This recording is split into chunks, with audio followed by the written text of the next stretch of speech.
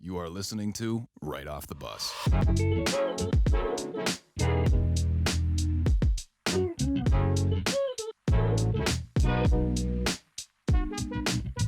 Hello, everybody, and welcome back to another episode of Right Off the Bus. It is Wednesday, April 28th, and Pat and I are so happy to have you join us for episode number 18. Pat, super excited to dive in. As always, there's a lot going on, man. But first, I just want to say, shout out that awesome intro we got again. Every time I listen to it, I'm like, what a great way to start the show. Shout out Matt Melody. Oh, the music intro. Yeah, everything he does, man. Like, it just sounds so good when we bring the show in. So I just wanted to shout out Matt again. Yeah, Matt Melody, Twitter, Spotify, Instagram, Matt Melody Music. So give him a follow if you can. He's got some good stuff out there, and he'll have more to come as well. He makes music like every day. Who did he make a podcast intro for? Was it Kristen Bell or something? Like, so it's like a fitness podcast, but they have a lot of followers. Like the Instagram page had a ton. Like it might have been even 1 million if I remember correctly. I think it was like 2 mil or something. But with like the trailer, they used the music over a trailer, and they had like Kristen Bell talking in it, who is wildly famous. I listened to her husband Dax Shepard. I listened to some of his podcasts. He does one. He does like a monthly episode with I don't know if you've ever seen Dark Tourism. I forget what the guy's name is. I love him, but he does like a monthly one with him with like conspiracy theories. So that one's really good. But yeah, Kristen Bell, and then I forget what the two host names are, but yeah, I think she was just like a guest on it, so they had a trailer. But yeah, it's cool. He does some good stuff, so everyone can go check him out for sure. We're running in some of the same circles as some of these famous people, Pat. That's all I'm saying. Yeah, we're making our touches here, you know. But Pat, man, just to start off, so I did, one of my running challenges yesterday. I did my 13 individual 1 mile runs. So that's what I had going on yesterday, man. Honestly, I don't want to sound like that, but it was easier than I thought it was going to be. I didn't struggle with it at all. I had 50 minutes to rest in between them. I had a good amount of people to come run with me, so I cruised through it, excited to find out what that next challenge is going to be. But man, I just want to shout out my mother, Laura, because Laura ran the 13th mile with me and two of my brothers. It was her first time she ran in 15 years. Like, first time she did a mile over 15 years. She crushed it. And then, Pat, with me and two of my brothers, sadly the third one wasn't there, me, two of my brothers, and my mom shotgunned a beer. It was my mom's first ever shotgun. So, and your mom put one down? Dude, first one. That's great. She's never shotgunned before. We taught her how to do it. That's awesome. She ran her first mile in 15 years and shotgunned her first beer. And I'm not going to say how many years because she'd get mad at me if she listens to this. So shout out Laura. And yeah, we never point out the age as you get old. It's like a guy thing though, right? Like I wouldn't care. If anything, you want it's like when you get old, you want people to ID you, but just because you want to feel young. But yeah, Absolutely. I mean, as a guy, it doesn't matter. But yeah, you never point out the woman's age. Never. You can't. No, it's a cardinal sin. And that's what I had going on this week, Pat. Just good full day of running and some good laughs at the end of it, watching my mom throw back a beer. Yeah, I didn't have much going on, but it's funny because what I did want to point out is like you do the social media, and every time I'm on there, like I'll get the notifications too. So every time I'm on there, I'm like, these Instagram bots are out of control. Like, I don't know if it's big pages too, and just I don't know why they come after small pages, but like you said to me in a text, before you can even like go switch and comment and do your thing, like they're already commenting. They're just set up to comment just like that. It's ridiculous. And it's always like it's music ones too, which I don't get. They're like promoted on whatever records, and there's like multiple different accounts doing it. And I just don't know what these bots are up to. It's tiring, man. Like you said, I post on our account and I wait for it to post. Takes like 10 seconds to load, and then I switch to my personal account so I can comment on it, and they beat me every time, man. Yep. Every time. Yeah, it's set up on it. It's like the bots that like are set up to just buy things that are new releases on like Best Buy or Amazon. They're just sold out before you can even get to it. They just have bots for everything, even Instagram, which makes no sense. Because I doubt, I mean, especially on our page, like I don't think they're getting any clicks from it. No one's clicking on whatever records. And do you think that we can afford to post on these pages with 3 million followers that they're trying to No, get us to post on? You think no. Pat and I are about to drop thousands on ads? Why do you think we got 200 followers, man? Come on. We don't got the time or money. These bots got to chill, Pat. These bots got to chill. Yeah, they gotta chill. No chill whatsoever. But Pat, diving into some of the headlines, man, always so much going on in the world of sports. So here's just a few of the smaller stories that we want to touch on. First, man, I hate to start the show on a sad note, but I'd rather get it out of the way than anything. I just want to mention this real quick. Terrence Clark, 19 years old, projected first round pick in the NBA draft out of Kentucky, unfortunately killed in a car accident in California last week. He was a Boston kid, huge Celtics fan, had a relationship with Jalen Brown and Jason Tatum and some of these Mhm. other guys that mentored him coming up. And man, just to know that it's a 19-year-old kid with, bright lights in front of him and just such a bright future in the league. Such a fantastic young player. Hurts to see, especially since he's a Boston guy. This is someone that, even though he's at Kentucky, I was rooting for. And just sad news, Pat. Just want to get it out of the way and say rip and prayers up to his family. Yeah, it was a tragedy. I'm hoping they do something in the draft for him where like Mm. he'll be an honorary pick after the fact. Like the teams can get done drafting, or they'll even do it before the first pick. I don't know what they'll do, but I imagine they'll have something planned. Maybe even the Celtics will do something for him just because he's a Boston kid. But what was crazy is my buddy went to Kentucky and graduated last year, same year as us, and he knew the kid. So Mm. he was friends with some of the kids on the basketball team, and he would text with like other kids. But like if he was at sometimes when they're going to a party together, like the Terrence Clark would come with him, or they would see him there. So they had exchanged words. So it's just weird, like a small world that a kid's so young and I don't know. It's bizarre. It's crazy that something like that can happen. It absolutely is. And like you said, I hope the NBA does something during the draft. He was going to be a first round draft pick. Two things that I would like to see. One, I'd like to see the Celtics get the 31st pick in the draft in the first round, make up a draft pick so that the hometown team can select him, at the end of the first round, just Hmm. so his name can be called and all that would be a cool moment. Or if they don't do that, let the NBA do the same thing, first, last pick of the draft, whatever it is, just recognize them in some way. I think it's important, and I think it would be a really good move by the NBA and the Celtics if they can do it. But Pat, unfortunately, just such a sad situation. But we're gonna move on. Try not to dwell on it. So, sticking with college basketball, Chet Holmgren, number one prospect in this year's ESPN Top 100, commits to Gonzaga, and he went to the same high school as Jalen Suggs. He has a relationship with Suggs and the Gonzaga program.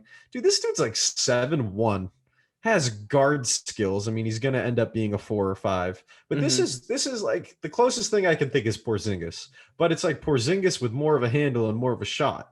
It's very confusing to watch. It is. He's got such a weird build too, but Yeah. it's like I guess if you're that agile and that tall, it's like you have to have that weird build. Because if you were stocky, you couldn't move like that. You would be more like Kristaps, but instead he moves like a three, but he's 7'1". It's unbelievable. Man, it's like cross Kevin Durant and Kristaps Porzingis body type and play style. It's going to be really interesting to watch. I'm excited to see him play. But Pat, I talked about this with Gonzaga the other week. I'm just not excited to see the top player go to Gonzaga. Yeah, Like I Gonzaga's like understand. the powerhouse now. They're getting everybody. I don't know what it is. Yeah, Everyone wants to go obvious. to Gonzaga.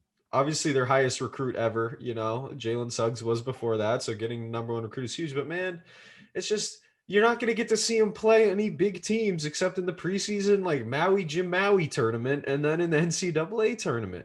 And Hmm. I will say, Drew Timmy is expected to return to Gonzaga. So when you have Timmy and Holmgren at your 4-5, that is scary. It's going to Yeah, be the best it's gonna front be a court good in the team. country, and I'm interested to see what happens. I bet in their conference they might go undefeated again.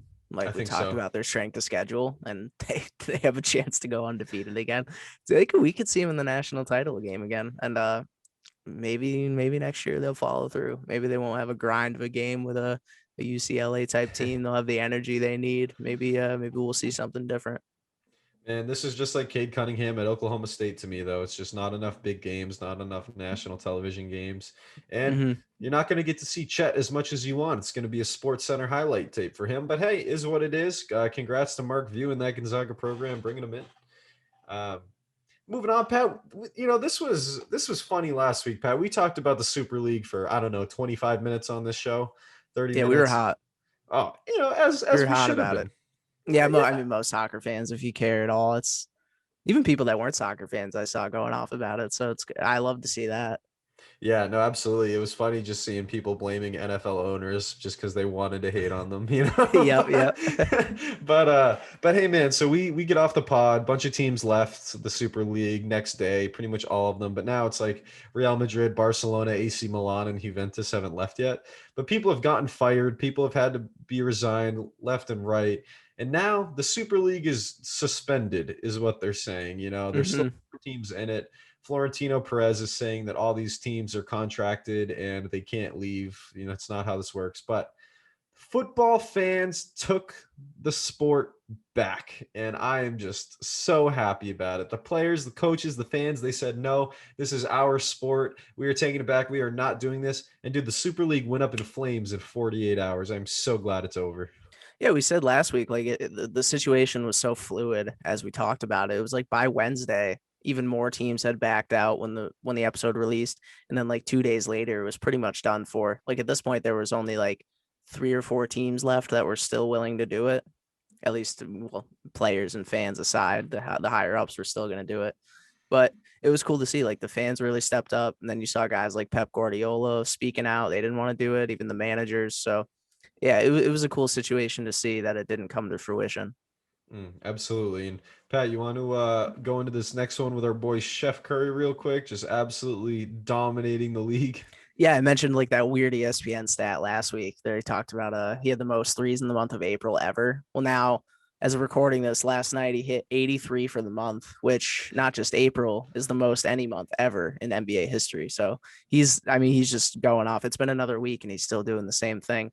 I saw a ridiculous one yesterday. Like there was 1 second on the shot clock. He just goes behind the back, shoots over Buddy Hield too from, I mean, 6 feet behind the 3-point line. Just At ridiculous. least. Yeah. Buddy Hield was all over him too. And he just had the quickest release you ever seen. And he just nothing but net. It Yeah. was unbelievable. It was like a tipped ball. So Curry went and got it like over half court, just behind his back, throws it up. Just, dude, it's so absurd where this dude can shoot from. And like Yeah, you he just said, continues to be the face. oh yeah, absolutely. Face of the league right now. And most threes in any month ever. And he has 2 games left. He's at 83. I think he's gonna hit 100. 17 in the next 2 games. That sounds That's so not crazy, unreasonable. but it's Steph, and he's Hmm. on maybe the best individual streak of his career. Like talk about his MVP years, yeah, but you had Clay and Draymond and Iggy and blah blah blah. List goes on. Harrison Barnes, Andrew Bogut. Now, man, it's Steph versus the world, and he is just lighting it on fire. Shout out to what Steph is doing right now, man. Yeah, he's trying to work himself into an MVP conversation here. Even though his team's not doing anything as a team, like they're not going to be Mm. successful this year. It's just him alone. Yeah, they're the 9 seed, and dude, with how the NBA is going to potentially be doing these play-in games, well, I shouldn't say potentially, they are doing play-in games. More teams are going to have chances to make the playoffs, and dude, if you're like the 6, 7, 8 seed and you have to go against Steph, that is not what you want to see. No, Steph not at all. Curry in a win it all kind of mode. Oh man, Steph's dropping 50 in that Yeah, playing he's game. the I don't type of even dude who care. could single-handedly win the game. It's like a Damian Lillard situation Mm. in Portland. There's just certain guys who have it, and he can definitely do it, especially come playoff time. He's got the experience, he's got the know-how, he's got the skill. He can, like you said, it's a scary sight. Well said, well said. And Pat, a little NFL news streak here. These next four. So Alex Smith announces his retirement last week. There was reportedly interest around the league. I heard on the All the Balls podcast. Shout out Connor Howe, our boy Justin and Jake. They were saying that there was a rumor that Urban Meyer brought him down to Jacksonville to be the backup and to mentor Trevor Lawrence. And I was like, ooh, I would love that, because that's what he did with Mahomes. He was a Mhm. fantastic mentor to Mahomes. He was a fantastic mentor to Colin Kaepernick. Then he came and was dominating for the Washington football team in those 5 games. But retires, stay retired, Alex Smith. Please don't ever get hurt again. You are sacred. You don't need to be touched. It is all good. And we need to name the comeback trophy after him. That's what it Yeah, is. the retirement makes a lot of sense. I was hoping he would retire even just after the leg injury. I couldn't even believe that he came back, which like why I agree with you. We talked about this weeks ago that the comeback player of the year trophy should probably be named after him. But I do like that idea with Urban Meyer. Like I feel like Smith, oh, he probably doesn't want to be away from his family, but Mm. I feel like you wouldn't even have to pay him a lot. You could make up just like a coach position for him, just still have him mentor Lawrence. I think that would be Senior cool because advisor to the quarterback he's one of the coach. best game managers of all time. So to have Trevor Lawrence, who already has the skill set that is required to play in the NFL, and then you learn the tools and game managing necessary to succeed in the NFL and be a star, I would love that. I think that if Alex Smith was the Patriots quarterback next year, they have 11 wins. I It'd be think that better he than is Cam Newton. I absolutely think so, but I'm not mad at him retiring either. I think, like you said, it was the right call for him, for sure.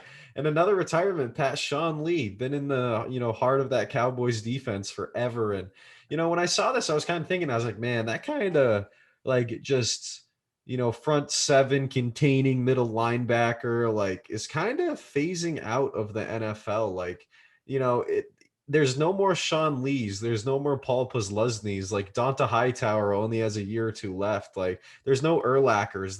There aren't Hmm. guys like that anymore. There's Devin White. There's Levante David. There are guys that fly around the field, and that's what it takes to be a middle linebacker now. You have to be more versatile than ever. And that's what I was thinking with Deshaun Lee. I was like, this is kind of a sign of the times. That's kind of what I was feeling when I saw his retirement. But obviously, fantastic career. 11 years with the Cowboys, was so solid. Great leader, captain. Shout out Sean Lee on a great career and happy retirement, man. Yeah, happy retirement. You always like to see guys retire when they haven't taken too much of a beating and Mm. they're still healthy. Like Luke Kuechly, which was a surprise, but I'm glad to see, when he retired. So just in those circumstances, it's sometimes it's good to see those guys retire at a certain point. I mean, 11 years is still a long time, but yeah, I mean, there's nothing left for his career that needs to be done. He did it all, and sucks he struggled on the Cowboys through all their seasons, but what are you gonna do? A lot of 8 and 8 years, Pat, and a couple more NFL headlines if you want to run through them for us. Yeah, my buddy actually texted me this morning, and I went and looked that. So the Falcons aren't really interested in doing it, but I thought it was interesting that they're receiving offers for Julio Jones because they don't have a lot of cap space, 2.4 million. So teams trying to take a little bit of advantage of that. People trying to make offers for Julio Jones.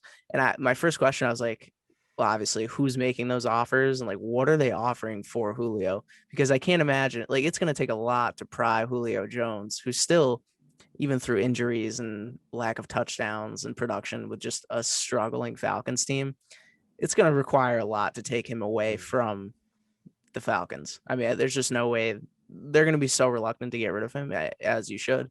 But they do still have Calvin Ridley. So, and they're like, we'll see in our draft. I mean, they're going to go for someone maybe like a tight end position, Kyle Pitts, where they're going to look for more receiving threats. So, it could make sense. I guess it depends what the package is. I wouldn't rule it out completely. I would never rule anything out completely.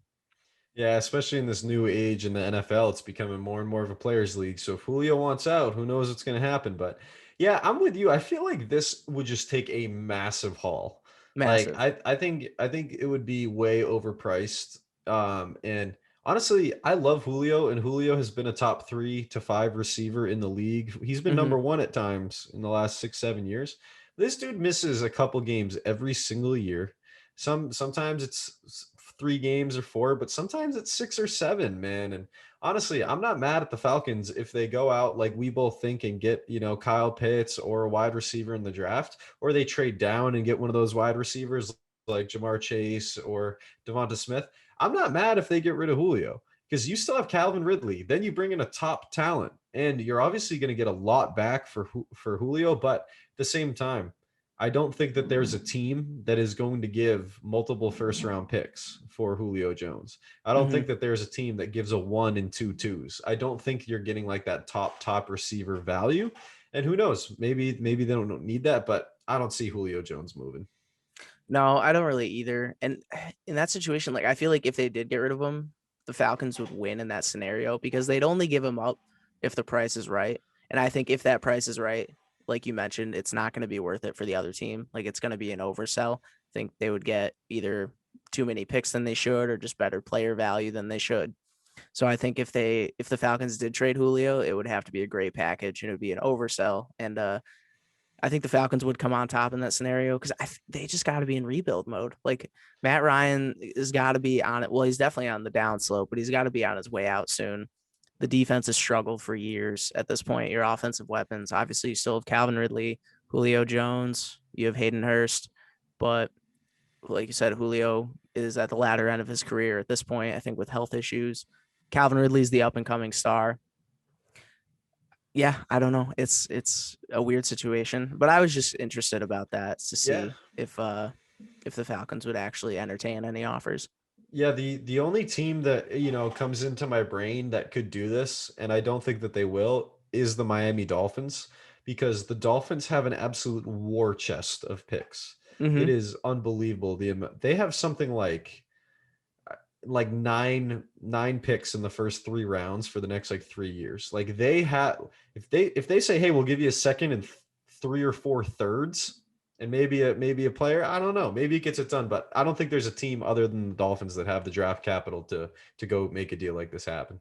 Mm-hmm. And as good as the Dolphins are going to be, and as good as their offense is going to look, they have Will Fuller, well, Devontae Parker, Mike Gesicki, but then they only have Will Fuller on a 1-year deal, and he has a 6-game suspension. Right.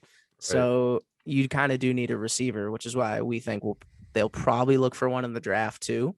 But they could finagle one in the draft anyways, but they, like you said, the only team that would make sense getting Julio Jones because they could still get a receiver in the draft too because Mm. this draft class is stacked with receivers. So you could end up with Julio, Devontae, Will Fuller, a draftee at receiver. So that's the only one that would make sense. But again, I don't think the Dolphins are going to be looking to give up any picks because I just don't think that's an opportunity you can blow with the amount of picks they have and just the value that they have in a stacked draft class, really, especially in the first round. I don't think that would be a smart move for their future and a team that's rebuilding towards what could be a bright future in the next 5-10 years. Absolutely. I'm absolutely with you. Yeah, and then we got the Ravens trade that broke my heart, but also makes a lot of sense. So we traded Orlando Brown, and that's the thing. Like Orlando Brown was really respectful throughout the process. He told us early he was going to be looking to make a ton of money, more money than we were willing to pay him, and he was going to want to leave. But he allowed us to have the time to figure out a plan to see what we wanted to do. And that plan finally came to fruition. We traded him to the Chiefs, although one of our toughest competitors, who now have probably the best O line in football when they got Joe Thuney and now Orlando Brown. But we traded away a 2nd-round pick in Orlando Brown. And now we have another 1st-round pick in this draft. And again, a stacked draft class. We have 2 picks at the end. And then we get a 3rd-rounder, a 4th-rounder, and then a 2022 5th-rounder. So we got a lot of value back. And I think with the Ravens draft success in just over the last 10 years, they're a really good drafting team. At least they have been. And I hope that continues. I think it was good value for us and a guy that wanted to leave, a guy we weren't going to pay. We do need to replace someone at tackle now. So we have to find that replacement in the draft. But I would say that we made the right move. And I think the draft picks were well worth it. 2 first-rounders. It's hard to get past that. Yeah, man. I mean, the amount like this shows the value of offensive linemen now. I mean, look in the Super Bowl, right? Tom Mm-hmm. Brady doesn't get touched. Mahomes gets decimated, and it's not even a game. And of course, he's missing his left tackle and his right tackle. But if you have the chance to go get dominant offensive linemen, you do it, even if it costs this much. This to me says, all right, Pat, we're doing everything we can to protect you, and like you said, you get Joe Thuney, you get Orlando Brown, you rebuild that offensive line. The Chiefs are now the best team in the AFC again, and it shouldn't be a question in my opinion right now.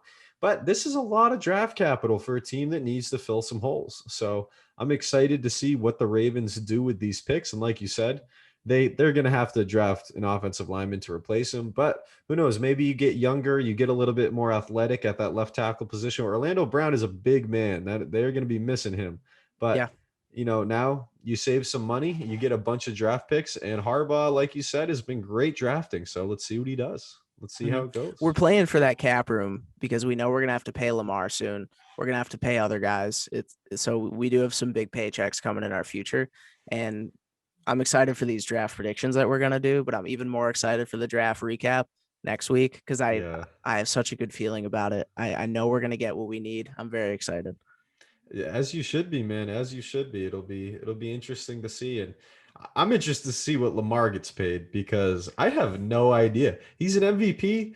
What's the ceiling with him? Is he going to make 40 a year, 45, 50? I don't know. That'll be fun to talk about whenever it happens. I saw some absolute slander on one NFL show this week. Some guy was saying, he's like, it's not out of the question that the Ravens get rid of Lamar and they draft another QB, saying we should draft a QB with our first rounder. Like first of all, who are we going to take? Because all the QBs are probably going to go high.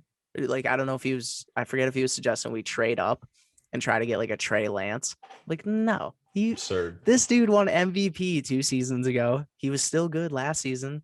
Like his TD to interception ratio is unreal. His rushing stats are unreal. His passing stats are fine. Like, he's going to get better. He's going to keep climbing. I don't think you can give up a generational talent in Lamar Jackson just like that. Like I was so perplexed by what I was hearing, and you could tell the guy he was talking to was too. But they got to reach for content. They gotta do what they got to do. You got to make the show. You got to make a show out of something. So John Harbaugh would just be laughing his butt off here, and that I don't see that happening. Everyone loves Lamar. Like everyone in the Ravens organization, that team would quit if they got rid of Lamar. Yeah, Marlon Humphrey, Pat Ricard, we know our boy. All those guys would be so mad. So we got to bring on our NFL Ravens correspondent Pat Ricard to talk about this nonsense. I don't think he has time for us right now, Pat. No, not anymore.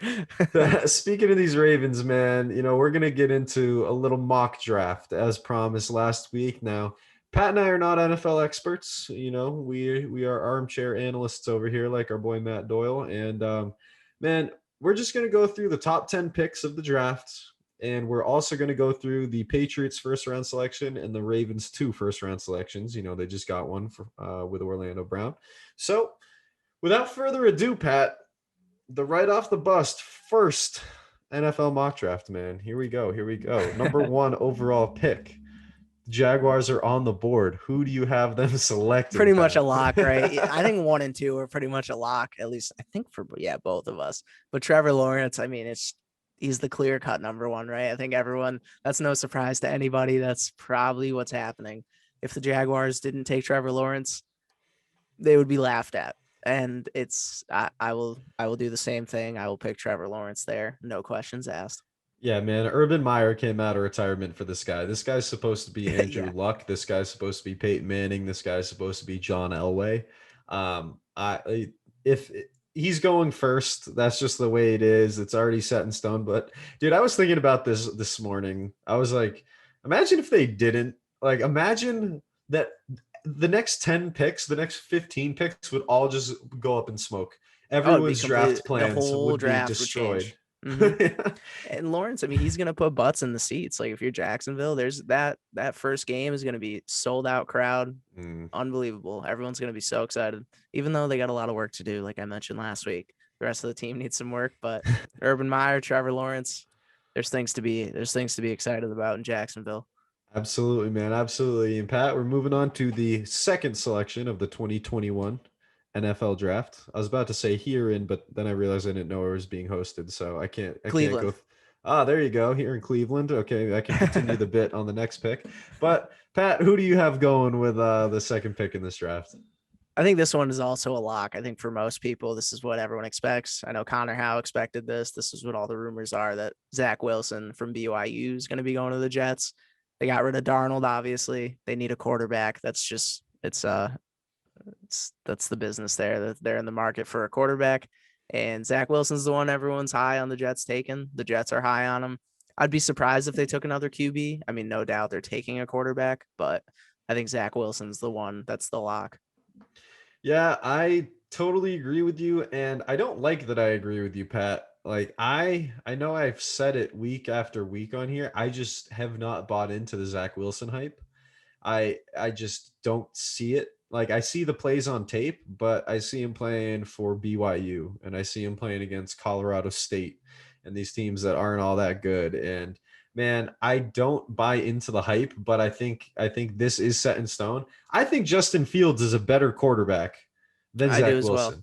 Hmm. But Zach Wilson is going to go number 2 to the New York Jets, and it is what it is. What Robert Saleh and that crew is doing over there, this is the decision they've made. This is what they're Yeah. buying Yeah. into. So I guess, it's that first year coach. You got to trust the vision and see what Hmm. happens. And again, we're no experts, but I could easily see this being another misdraft by the Jets where it just completely does not work out, just like Darnold. Just like any QB in the past that they've drafted, it really doesn't work. I mean, since Mark Sanchez, has there been a successful quarterback? And I mean, he was barely successful at that, but they did make the playoffs.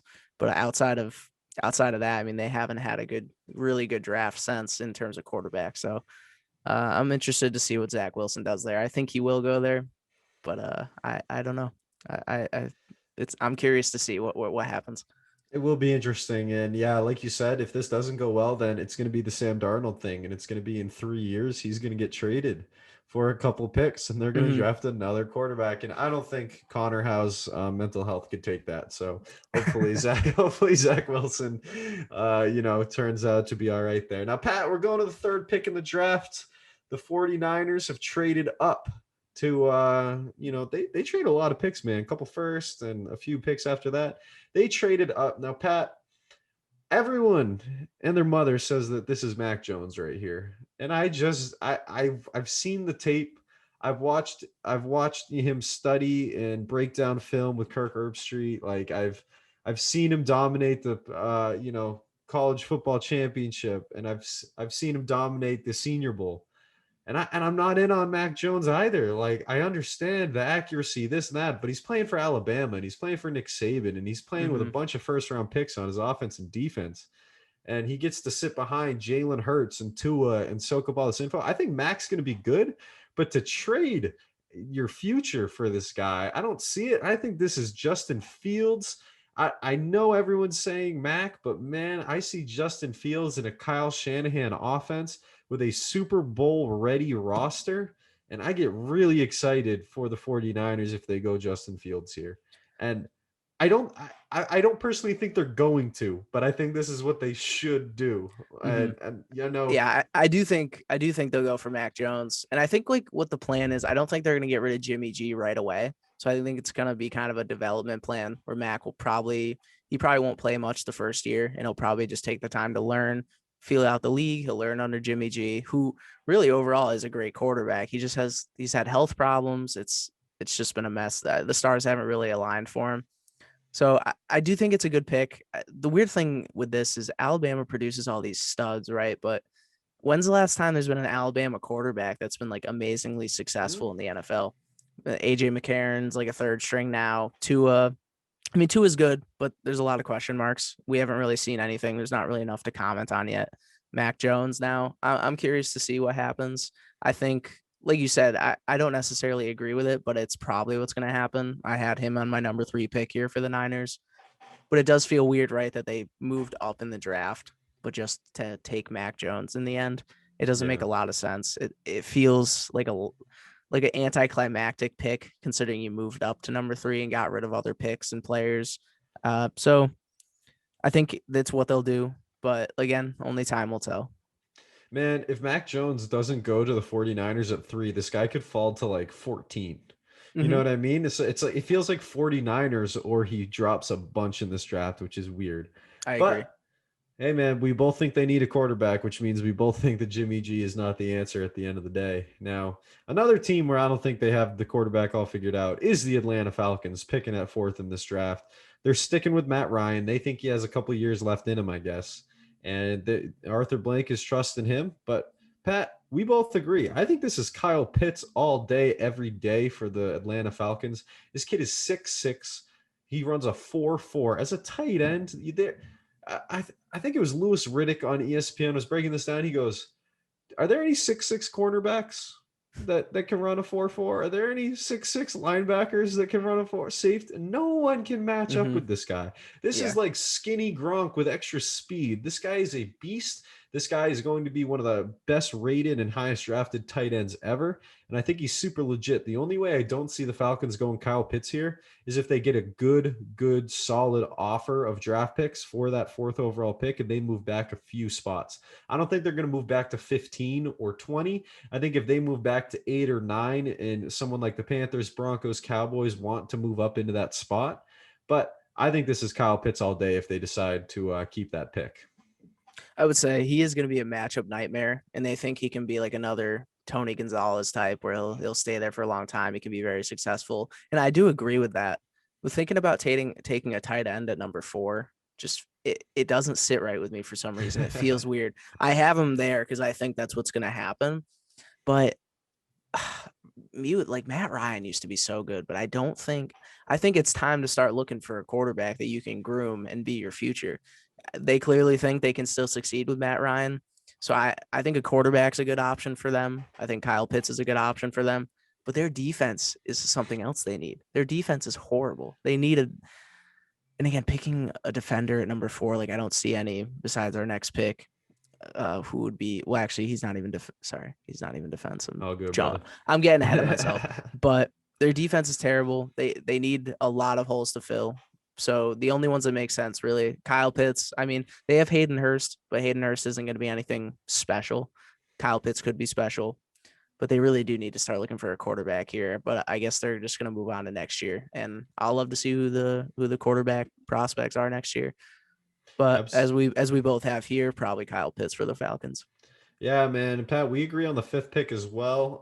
The Bengals with the 5th selection in the 2021 NFL draft, taking Penei Sewell, man. And Pat, you said it. I don't know if it was last week or 2 weeks ago, but we talked about it a little. And you said you saw a post where someone said, Tell us who the Bengals should draft without, telling us who they should draft. And it's just a picture of Joe Burrow's knee with the scar. Yeah, the huge scar. This dude had no protection. And if you need to invest in your offensive line, that is building the foundation. That's what it is, man. And you're more likely to hit on a top offensive line than like this than you are with a wide receiver or a tight end or whatever else you're going to be going for. I think a top offensive line in the draft is just so important. And again, I brought it up before. Look at the Super Bowl. You know exactly what happened with the offensive line play and what team won because of it. Penei Sewell all day here for me. Get that left tackle going. This one is a no-brainer for Cincinnati. I think like if he got taken in the first 4 picks somehow, like someone just screwed the Bengals, their entire draft plans would be blown up because they need a star tackle. They need somebody on offensive tackle. And Penei Sewell's the guy for sure. They need him. They need to protect Joe Burrow. He's the QB of the future. If Joe can stay healthy, they're in business. And that AFC North is going to be deadly. Absolutely. And this is also a pick to say, Joe Burrow, we care about you. We want to protect you. And look at what we are doing for you. This is a very listen, we're handing you the keys to the kingdom, Joe. You're the number 1 overall pick. We're going to protect you. We're going to give you all the things you need to succeed. So I would really like this here. Now, Pat, this is where it starts getting a little funky, man. So we're going to be checking out the Dolphins at number 6. And we're both going wide receiver here, but we got different wide receivers. So why don't you tell me why you're going Jamar Chase with the 6th pick to the Dolphins? I think he's just a beast. I mean, coming out of LSU, it's unbelievable. I think he's the clear-cut number 1 receiver in the draft. I do think he is. And I think it just makes the most sense. I think the Dolphins, like we said, they need a receiver in a draft class that is stacked with receivers. I saw Skip Bayless was saying that they should go with a QB and you can't trust Tua. I just don't think it's time for that yet. You got to give Tua a chance. He said 0 chance. He split a season with Fitzpatrick last year. So it's time to give Tua a chance. And what do? You give him the best weapon available in the draft to help him out. You got Devontae Parker. You got Jamar Chase. You got Mike Gesicki. You got Will Fuller coming back once he's off suspension. That is a dangerous offense. And I would just love to see it. I think he provides the most versatility.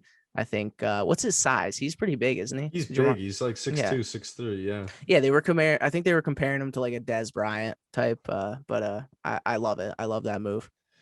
Yeah, and you have the same confidence in Jamar Chase that I do in Devonta Smith from Alabama. I do I have confidence in him. yeah, no, for sure. Yeah, they're both going to be phenomenal, but I personally think Devonta Smith is the top wide receiver in this draft. And I just find it so funny how the combine changes people's perceptions and pro days and measurements. Like Hmm. Devonta Smith goes out and wins the Heisman, right? As wide receiver at 166 pounds. Dude is small for a wide receiver, man. I've said it before. His hips are like this big, but he is so darn shifty. He is so darn quick. You can line him up anywhere. And I understand concerns about size there, but dude, when did we start drafting based off of what you weigh on the scale, man? Yeah. Like, what about the tape? What about winning the Heisman? What about dominating at Alabama? The Alabama wide receiver core just they pump them into the NFL all the time, and obviously LSU does too. LSU is wide receiver U. I mean, it's Hmm. unbelievable. Odell, Jarvis Landry, I could go on and on. Yeah. But I trust Devonta Smith, and he is going to drop. I don't think he's going to go 6. Devonta No, he Smith has won't. dropped since that stupid number 166 entered the scouting report. And man, I just find it so funny that people are going to overthink this. Like people like teams talk themselves out of drafting people all the time, and whichever team talks himself out of Devonta Smith is going to rue the day, man, Hmm. because Yeah, I and think this kid's special. if those top 15 teams talk themselves out of it, that just means there's those bottom teams that are going to get an absolute steal at Oh wide yeah. receiver. Absolute steal. And if there's anyone who doesn't discriminate against size, it's me and my boy Marquise Brown. We see what he can do. He's an absolute beast, and he's very small. Mm. And so there you go. I just can't discriminate against size. I think Devonta Smith is a monster. I know I had Jamar Chase over him, but I honestly, in truth, you can't go wrong with either of them. I Yeah. don't think you can go wrong with either. Again, they think like with the size that he has the more longevity. They think that he's just the better target option in terms of facing DBs and safeties. So for Jamar Chase, but I would say in terms of skill and shiftiness, there's something for that. There's something to be said about that for a team as well. And I don't think you can go wrong with Devonta Smith. I would love to see him go top 10. All I'm saying, Pat, is you don't have him in your top 10. That's all I'm saying. That is all. But Yeah, no, that's a fact. That's a fact. hey man, but like you said, good on him if he lands on a team that's a bit better, and doesn't have to have as much of a hill to climb. But Pat, we both agree the Dolphins should go wide receiver at 6. Give Tua that next weapon. You have so many picks. Brian Flores is building a phenomenal defense. Give Tua that number one guy that we both think that he needs. And Pat, moving to the 7th pick in the draft, you're going with another LSU wide receiver, right? Jalen Waddle. Yeah, Jalen Waddle. And I didn't. I just talked out Devonta Smith, but I don't even have him in my top 10. It's all good, man. The Lions need a receiver so bad. Like first, I'll say the Lions need a receiver in general. I think, like I know you have the tackle there, so they need the protection for Goff, but they also need weapons for Goff. They have nobody now. Because Galladay's gone, right? Galladay's gone. Yep, Galladay's gone. Marvin Jones Marvin is Jones is gone. gone. You know, And so the reason for not Devontae Smith, I guess they wanted more someone to replace a Marvin Jones type because Marvin Jones had a ton of success, more success I think than Galladay did on the Lions. great career. Great career. So you want someone more like that. I think the same thing. They were worried about the size, even though they just had Galladay, who's not a big guy and he's great. But Jalen Waddle probably makes the most sense for the Lion. They like bigger physical receivers. So how big is Jalen Waddle? I should have read more stats before. I think it's the same deal. I think he's 6'1", 6'2". He's a Yeah. good physical receiver, and Mhm. that's where the league's trending. And if you're It gonna be a is. number one guy, you need to be that big physical guy. Yeah. So again, it's just a matter of size. I think either way, they couldn't have gone wrong with Devonta Smith. Again, he's the Heisman winner. Jalen Yeah. Waddle. I think bottom line, the Lions need a receiver, and they couldn't go wrong with either of them. Yeah, no, I'm with you there, man. And I'm going Rashawn Slater just because this team does need offensive line help. And I think that if Jared Goff is to have any success, he needs a good O line. Like he had Mhm. Andrew Whitworth protecting him his entire career with the Rams, except his rookie year. And that's part of it. And I think with a guy like Goff, who is a game manager, he can make the short game work, the possession game work without the crazy talent if he's protected. But I don't know, man. I think I've been watching too much Get Up on ESPN lately. I'm just buying into O linemen so heavily compared to skill position players because I feel like you can find them elsewhere. Hmm. But of course, some of these guys are top talent. So even though I'm going Rashawn Slater to the Lions at 7, won't surprise me at all if they go receiver there. Now, Hmm. I'm going Jamar Chase, who you had 6 at 8 to the Carolina Panthers. They have a couple decent weapons, and I like what Matt Rule's done there. But again, I think you need that number 1 receiver. So I think that if Jamar Chase is sitting there at 8, I think that that's who Matt Rule and the Panthers are going to select. Whether it's for Teddy Bridgewater or whether it's for Sam Darnold, you need that number 1, and the Panthers just don't quite have a number 1 yet. Obviously, you have Christian McCaffrey, but you need a receiver. Yeah, as last season would show, they need more than that because they struggled last season. They still had McCaffrey, but like you said, they don't have much at receiver. This was one where I really debated hard. I almost put a receiver there for them, but I almost think like if you're bringing Darnold in and you don't want him to see ghosts, as he said in New York, yeah, I think this is where I have Rashawn Slater going. So just one pick later than you did. We pretty much switched because you had receiver and then tackle, or I had receiver tackle, you had tackle receiver. I'm going Rashawn Slater here, offensive tackle, bringing some protection. It'll help out with McCaffrey. It'll help out with Darnold. It'll just give him a little more time, a little protection. And again, this is stacked with receivers. I think you can find a receiver in the second round. I think you can still find someone with talent, not someone that, with this caliber, Devonta Smith, Jalen Waddle, Jamar Chase, but you can still find someone. And I think you can suffice. They're not in win now mode anyways. I think they'll be able to go out and get a receiver at some point. And like we said, we're putting emphasis on the tackles. We're watching Get Up with ESPN or Get Up on ESPN. We're putting the emphasis on the tackles. And I think that's just important for the Panthers to find here. Jeff Saturday and Damian Woody just have me convinced that it's all about the Yep, O-line, man. I O-line analysis is my favorite, dude. Like Brian Baldinger doing Baldy's breakdowns, and Jeff Schwartz does it too. Like I love the O-line breakdown, man. I really do. Pat, number 9 in this draft. Now, even though the Broncos have a decent receiver core, they weren't healthy. Jerry Jeudy was out most of last year. Cortland Sutton was out most of last year. So I'm gonna go get Drew Lock another receiver. I'm going Jalen Waddle here. That is an elite 3 in 2 years if you have Jerry Jeudy, Cortland Sutton, and Jalen Waddle. And I think that's really great to develop Drew Lock with. Much like Zach Wilson, I've just never bought into the Drew Lock hype. I absolutely do not understand any of it. I'm not saying I'm there with you. I don't dislike Drew Lock, but I just don't get it. I don't get why they've bought into him as QB1. So I'm not surprised if Trey Lance or Mac Jones or Justin Fields, who's ever available, even though I got Fields going 3. I'm not surprised if Mac Jones or Trey Lance goes 9. Bring in an open competition to that quarterback room and make Drew Lock prove it because Drew Lock hasn't had to prove it yet. Yeah, I'm there with you. That's why for this I put Justin Fields at 9 for the Broncos. And this was again like if Mac Jones doesn't get taken at 3 and it's Justin Fields and Mac Jones falls all the way here because those teams in between aren't really in the QB market. I do think that the Broncos would benefit from taking a quarterback because I'm right there with you. I haven't bought into the Drew Lock hype. I don't think he's the future franchise quarterback there. I haven't been impressed with what I've seen. I've been impressed, but not enough to where he's a franchise quarterback. Again, the quarterbacks in the league it's not a deep position right now. So he could go start somewhere else. But if you're looking to win, he's not the guy. And I know Elway wants to win. Drew Lock ain't the man to do it. I would put good faith in Mac Jones or Justin Fields, who I have falling. Justin Fields would be it. If they got Justin Fields, I mean, that's best case scenario. Yeah. That's an unreal pickup if the Broncos get him. I think he just provides way more versatility. I think he's got more longevity than Drew. I think he's going to be a better QB in the long run. And if he does have healthy weapons, who again, they might be able to find another receiver at some point. I do think that'll be a great pickup for the Broncos. I agree with you. My only thing is I just think that they've bought into Drew Lock too much. If they weren't so committed to him, I would have them going quarterback, but I think they're too committed, which is why I'm going Waddle. But hey, like we keep saying, what do we know, right, Pat? We'll it's either give them the chance and you send a message by going for a receiver and you send a message that you're just building around him, or there might be some problems in the locker room. You go for a quarterback and you're like, it sends a much different message. Hey, we first round quarterback. We're looking in another direction. So I really don't know I'm very excited for the draft. I'm so pumped.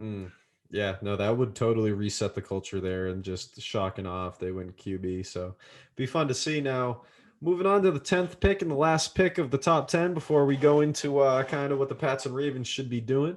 We got the Cowboys. And you know what's funny, Pat, is neither one of us had a defensive player going in our top 9. It was all offense, which is funny. Now, with the 10th pick, I am going Micah Parsons, the linebacker for Penn State. I think he's phenomenal. This is a guy I would love to get on the Patriots. I don't know if he's going to last till 15. Like the idea of him and Donta Hightower in the middle of that second line is just wonderful to think about. But I think especially with the Sean Lee retirement, you need someone to come fill that hole. Dallas Cowboys, I'm going Micah Parsons, linebacker. I think it makes sense that a defensive player, the first one really that we have, would be taken 10th, and it makes sense that it's with the Cowboys because they have the offense. If Dak's healthy, their offense is a well-oiled machine. They have Amari Cooper, they have CeeDee Lamb, they have weapons that they can utilize. And I had the DB Patrick Surtain the second going to the Cowboys. They have a good DB there already. I forget his name, but it would be a good pairing. It would be great to have 2 great DBs back there. I think that would be a great move for them. Have a great secondary. Again, I could have gone either way here. I almost did put Parsons there because they do need another linebacker. That's kind of like the hype's kind of died around. And like Luke Van Der Esch is still good. They have another good one there. Can't remember his name, but I'm struggling. But either way, it's a position they could bolster. And DB is also one they could bolster. I think the defensive side of the football is something they need to work on. So at DB right there, I think that's a smart pick for them. Yeah, don't sleep on the cornerback J.C. Horn either going there. He's one of the top corners in the draft. Yeah, I almost put him as well. It was the 10th pick. It gets dicey. There's a lot of guys like it's interchangeable, especially since you really don't know how it's going to play out through the first 9 picks. And also, like, it's just this weird thing that we've created, like, as a society, top 10. It's like the top 10 best players, the top 10 picks. It's like that's a thing. And it's like acting like the talent at 11 and 12 and 13 and 14 isn't just as high. It's like, oh, he's a top 10 talent. So it is a big deal. And you want a top 10 pick. And one thing we should say too, Pat, is there's a lot of potential for trades. Trading up, trading down. There's a lot of potential for trades in this draft, especially with some of the movement we've seen. The problem is the 49ers raised the bar on the value of these top picks. So it's going to take a lot to, move into that area. But Pat, 15th pick in the draft, the New England Patriots. Now, I see Mac Jones going to the Patriots. And I think it's a Bill Belichick, Robert Kraft decision, not a Josh McDaniels decision, because Josh wants a more mobile dual threat quarterback to play around with because he's, had Brady his whole career, which isn't a bad thing. But Mac Jones, Alabama, Nick Saban connection, it just seems to make sense with the Patriots that they stick another just clean cut All-American white dude just in that role. It kind of seems to be how it works. I don't know if Mac Jones is there at 15, they'll take him. If Trey Lance is there at 15, they'll take him. I don't think either will be. So I think this would have to be the Pats trading up. So I'm just, excuse me. I don't know where that came from. I think Mac Jones is the 15th pick here if he slips, because you look at the teams that need quarterbacks, it's at the top. And then it starts sliding down. And these teams aren't really needing quarterbacks up till that 14th, 15th pick. So I'm going Mac Jones there. Yeah, and that's why I threw our first 10 picks. And then you look at the teams between 15, because we kind of just skipped to the Patriots here at 15. I don't see those teams needing a quarterback. And I really see that it's reasonable to think that Trey Lance or Mac Jones in your scenario falls all the way to 15. Because you look at 11 after the Cowboys, you have Daniel Jones, they're bought in. The Eagles, they're bought in as well, and Jalen Hurts. Chargers, they have Justin Herbert, phenomenal. Vikings, for some reason, are bought in on Kirk Cousins. They shouldn't be. Minnesota, it's a disaster. They shouldn't be bought in on Kirk. They should be QB hunting. Trey Lance could go to the Vikings. I don't think he will. And that's why available number 15, I think it's a smart move. If Trey Lance falls, I could see the Patriots going after him. I think he's gonna have a chip on his shoulder. I think he's gonna overperform, if anything. I think he'll outperform Zach Wilson. I think he might outperform Mac Jones. I think that Trey Lance is gonna be a solid pickup. If he falls to 15, it'd be smart for Belichick to make that move. I absolutely agree. I'd love to see it, and I think I think that Trey Lance needs a year on a bench to really learn and figure it out. And Pat, I know I'm hating on all the mid majors, but North Dakota State. I just can't trust you if you're quarterback in North But Dakota they're like State. the consistent, like number one mid major. Like they're always so good. Did Who? Josh Allen come from there? Am No, I he was correct? Wyoming. Oh, he's Carson Wentz Wyoming. was North Dakota State. But Josh Allen was he was giving Trey Lance some motivation because Josh Allen came from one of those mid majors Yeah. and he just said, outwork everyone. I think someone like that giving you that obviously wasn't the whole thing, but along the Yeah. lines of just outwork everyone, you're the first one to practice. Don't listen to any of the doubt. Like I think that Trey Lance could be a Josh Allen situation. I think he could be special. I'm excited. I could be I think totally wrong, I, but I I think guess we'll this find out. I think the ceiling is so high for Trey That's Lance. what And hey, yeah. There Carson you Wentz go. was North Dakota State. He came in and lit up the league. But dude, you know me. Like I say Zach Wilson, BYU. I see Trey Lance, North Dakota, and I'm like, who are you playing? Yeah. Does South Dakota It's even true. have a football team? It's a Like, I valid don't point. know. It's a valid point. And again, I Nebraska could be totally State. wrong, but when you're looking at that, when a QB falls to 15, you're looking at ceiling, and there's a chance you might as well shoot for it. Hey, my girl Mina Kimes says Trey Lance might have the most potential out of any quarterback in this draft. So, in Mina Kimes we trust. Who I knows? love it. I love the take. All right, Pat. Pick 27 and pick 31. That's what the Ravens are rocking with in the first round. And I'd be wrong if I didn't let you go first. Yeah. Although 27 and 31 are not ideal, it is great to have two first rounders. Hey, Mm, we picked Lamar at 32. Like I said, we have serious success in the draft. And so the first two concerns coming into the draft were we needed an edge or a linebacker, someone that can play edge. And then we needed a wide receiver. So at these two picks, that's what I would have been looking for. But now we need someone to replace Orlando Brown as well. So there's three visible holes in the Ravens coming into two first round picks. And the question is, who do you go for? I think for a receiver, I think we need to shoot for someone. I think it's a must for the first round. And I think edge or tackle is just something we're gonna have to decide between.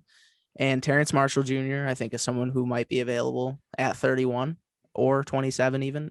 I think I'd rather shoot for 31. I think he'll still be there. So I would love to go Terrence Marshall Jr. at receiver. I would love that move for the Ravens. That would be a great pickup. And then this is where it gets dicey because do you go for an edge or do you go for a tackle? There's a great tackle who might be available. I know you had your eye on him as well. Alex Leatherwood. That would be a great O lineman to have. We Bama. need someone. Yeah, again, Bama produces studs at any other position typically besides quarterback. There's proven success at every other position.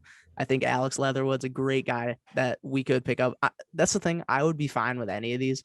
Alex Mm. Leatherwood at tackle. But if we're looking edge or linebacker, Azeez Ojulari at linebacker, beast. That would be an awesome pickup. I would love that. Or Jason Owa at edge. Jason Owa, he was the Penn State. Yep, Penn State. Jason Owa, great edge, great speed, great versatility. That's the guy we'd be looking for. So any of those picks, those are my four things: Jason Owa, Azeez Ojulari, Terrence Marshall Jr., Alex Leatherwood. I would be happy with any of those four. Absolutely, man. And it is kind of funny how the Orlando Brown trade changes the draft, right? It Because does. for me, it was wide receiver, edge, O line, but now O line bumped O up. line's kind of like the top priority. I mean, we Eh, need a receiver. That's why I said like maybe 31. But yeah, like yeah, you're right. Tackle is probably our first priority and now. I get it. I get that you got to replace Judon, right? Like Matt Mm-hmm. Judon's gone, signed with the Pats, big money. That is a big hole to Ngakwe fill. is gone. We picked him up at edge and he's gone. So Those are two big holes to fill, man. So huge, huge. I do like the two edge rushers that you had on there, but for me, I'm going to Tevin Jenkins. He's Oklahoma State or Alex Leatherwood. If either of those guys are available, and these guys are early second round, late first round guys, so they should be there. But they're both 6'6". They're both athletes. They both can Mm-hmm. play in a Lamar Jackson offense. And man, Orlando Brown is not a small man to replace. That is a great tackle. That is great size. So I think you got to go get one of them big old 6'5", 6'6" boys. And like you said, I mean, Crimson Tide. You go anything from Alabama, you're normally going to be pretty good, unless it's a quarterback. And then I do see Terrence Marshall Jr. being available for the Ravens at 31. And this draft is so loaded with wide receivers. This guy, I think last year would be like a top 18, 20 pick. But Mhm. because this is just so loaded with receivers, I think Marshall's going to be there. And it gives the Ravens that dimension they're missing. He's 6'3". He's physical, man. That gives the Ravens so much more they can It's do, exactly especially. what we were looking for. That's what I wanted. We need a big physical receiver. We got Marquise Brown. We went out and got Watkins. He's big, but he's not necessarily physical. So I would be excited if we got Terrence Marshall. It would really round out the offense. And I know that the GM came out and said, like, oh, we love our guys in this building, blah, blah. Yeah, the last 2 years, you've had the worst passing attack in football. You've had the least yards per game, and your wide receivers have caught the least yards per game because Mhm. Mark Andrews is the best receiver on that team at tight end. So, as much as you love and support the guys that are in your locker room, you still need to make your team better. Go get Terrence Marshall at 31. Yeah, and we're a very defensive-minded team. Our defense is always solid no matter what. So that's why I think, especially this year, the tackle is the priority. Because, like you said, one of the worst passing offenses in the league, first to last, or last or second to last. It was one of the two, and that's why the tackle is the priority and the receiver. So 2 weapons we need. Linebacker, I can do with that in the second round. That's fine if that slips, and I'd be okay with that. Pat Ricard, phone in and let us know what you think they should do. I don't know why I'm pretending like I have your phone number, but please Yeah. please call into call into the show. I got your email. Pat, that was a lot of fun talking football, doing a little mock draft, man. And we're gonna move on to some listener questions real quick here, man. And we got some fun ones, but Pat, this first one was inspired by your friend Mitch, man, and I know you want to shout him out a little bit, so why don't I let you ask this question? Yeah, my buddy Mitch tweeted this out. So you can follow him on Twitch as well. He streams, but twitch.tv/amitch. He's amitch on Twitter as well. But he tweeted out his favorite sports game, Slugfest 2006.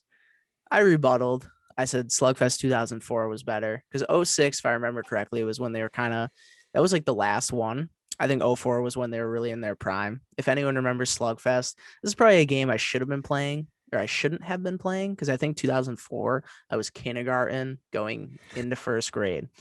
So kindergarten, first grade, I'm playing a game, Slugfest, where I can punch people in the face and, some guy slides into second, you bring the baseball over, you punch him in the face. It was a fun game.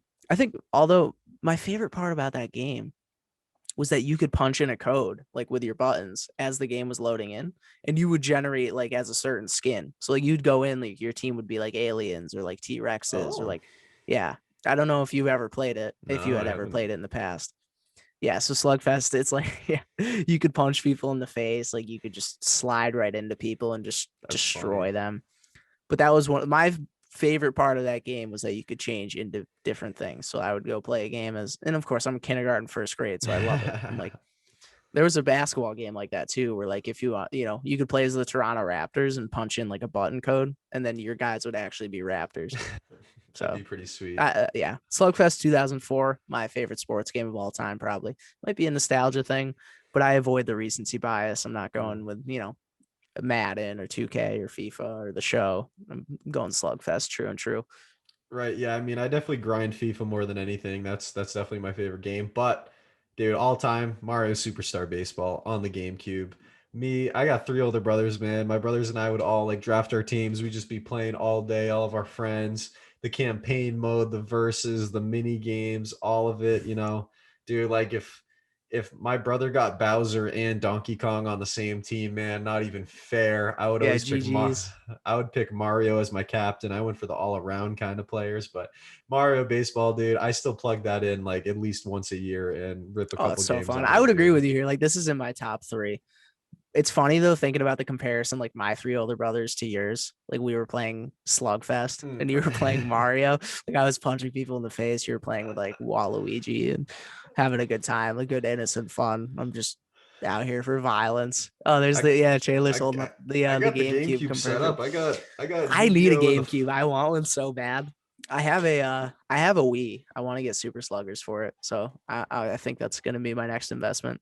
last Oh, he's couple got the weeks Yu-Gi-Oh I've too. played a few hours of the Falsebound Kingdom. Just plug it in for like an hour on a lazy day. I was a big Yu-Gi-Oh kid. Yu-Gi-Oh was awesome. I wish it was still cool to play Yu-Gi-Oh. Definitely not. Definitely not anymore. I feel that, man. Hey, let's move on. That is a great question. That's a fun one to talk about. But Pat, Danny Coakley, he's asking that if LeBron wins another championship and MVP, Finals MVP with the Lakers, does he pass Jerry West on the all-time Lakers list? No. Absurd question. Absurd. Absurd, Danny. Third year. I get you have No. more championships than Jerry West. Jerry West is 1-8 in NBA Finals. Mhm. Lost to the Celtics all the time. I get it. 14 years with them, man. One of the best shooting guards, combo guards, whatever you want to call them, all time. Jerry West is the logo. I was gonna say we're talking LeBron's about the NBA logo here. LeBron's a GOAT, man, but LeBron's gonna max play 5-6 years with the Lakers. So no, he will not. If LeBron had been, instead of Cleveland, if he had been with the Lakers most of his career, then yeah, I would easily say that. But I don't think you can play 4 years for a team and be an all-time great. I mean, if you win 4 ships and bring, 4 titles, you can be an all-time great, but not passing a guy with the caliber of Jerry West. I don't see it. Not on the all-time great of all-time great teams. Like the Lakers, Yeah. the Lakers top The 15 Showtime ever is Lakers. disgusting. I mean, unbelievable. So no, Danny, neither of us think that is the case. Our boy Shane McGloin, favorite sports rivalries between players or teams. Pat, we went with the basic ones to start. You're a UNC fan. I'm a Duke fan. Duke UNC, phenomenal. Yankees, Red Sox. But Pat, one that you were bringing up a little bit was right now, just Dodgers Padres is unbelievably fun. It's really to watch fun in the right now. MLB. Yeah, it's making baseball great. Like it's probably the best part of baseball right now is the Dodgers Padres, the talent on both teams, the fact that they don't really like each other. They play each other so many times every year because they're in the same division. It's a lot of fun. It's great for baseball, and I love to see it. You can see Tatis doing his thing. He's the face of baseball, and when he can have a little swagger, he did Bauer's McGregor strut when he hit a home run. So he hit one off Bauer, and then he does his little McGregor strut. Like those are what you love to see. That's what if we get the younger crowd back into baseball.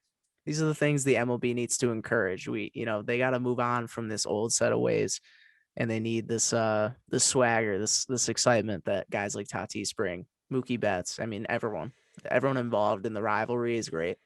Without a doubt, man. I do think it is fantastic. Unfortunately, I don't think there are really any great player rivalries anymore. I don't think that there are like this guy versus that guy. I don't think that's how any pro leagues are set up. But I will say one that I really do like watching every year is Army Navy. I love watching the Army Navy game. My family, bunch of people in the Army, long history there. And just watching two teams of offensive linemen that are way too small, run heavy offenses. It's always fun to just watch a totally different style football game. And Army Navy is one of the all-time great rivalries, obviously for a lot of reasons. So that's another one I'd toss on there. Yeah, like I'm trying to think of player rivalries, and there really aren't any anymore. I mean, like if they are, they're good natured. They're not really rivalries, and they're not Twitter really rivalries, close. Man. Yeah, you think about like LeBron, KD. Brady and Rodgers, or Brady and Breeze. Like those are like statistical rivalries, but there's no passion there. They're very friendly, and it's not really that close if we're being honest. I mean, Brady smokes both of those guys, so it's tough to say. There's no player rivalries anymore. I wish there was, because if we could have like a Bird Magic type situation, that would be awesome. Yeah, just not how the sports world is set up anymore, Pat, unfortunately. Pat, this is a question I thought of. So the Premier League started a Hall of Fame, man. Alan Shearer, Thierry Henry are the first two guys inducted in. Just rattle off a couple people that you think should be tossed into the Premier League Hall of Fame. Paul Scholes or Scholes. I don't really know how to say it.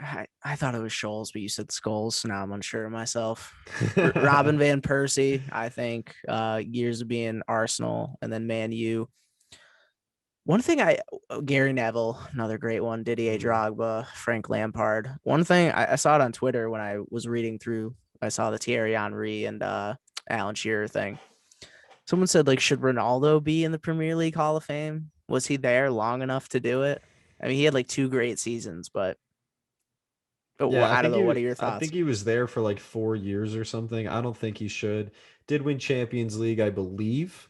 Won a Premier League title. Sir Alex Ferguson's the greatest manager ever. I mean, it was kind of a perfect situation. It, jump-started Ronaldo's career. I don't think he should be there, though.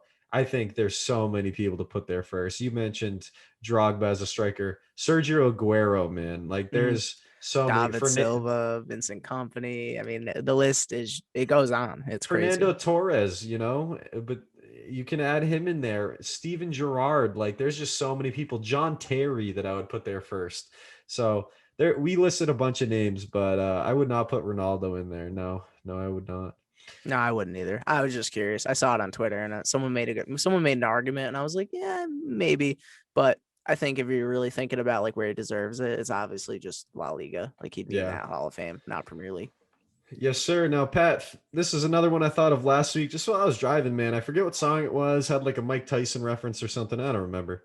But favorite sport lyric, like just player, team, name, mention anything. Honestly, my mind just went straight to like middle school / freshman year of high school days, because that was the last time I was like hyped about music. And I was like, oh, like he dropped, whatever.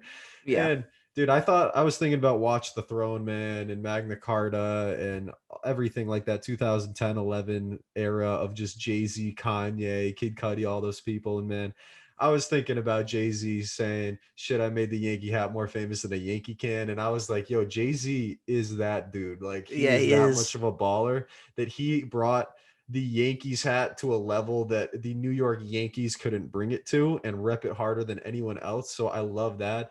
And then also same song, Jesus paying LeBron, I'm paying Dwayne Wade. Like I just like, well, it was the Miami Heat, that big three. I was just Jay-Z and Kanye were the guys at the time. So that's where my head went to first with those two. Yeah, and it's always rap songs. Like I mean, rappers put sports lyrics in their songs so often. Like it's easy to make a cool rhyme. And most people who are listening to rap are probably sports fans too. So one I have from Lil Wayne, I'm like you. I mean, we grew up on rap, and it's that 2000s rap.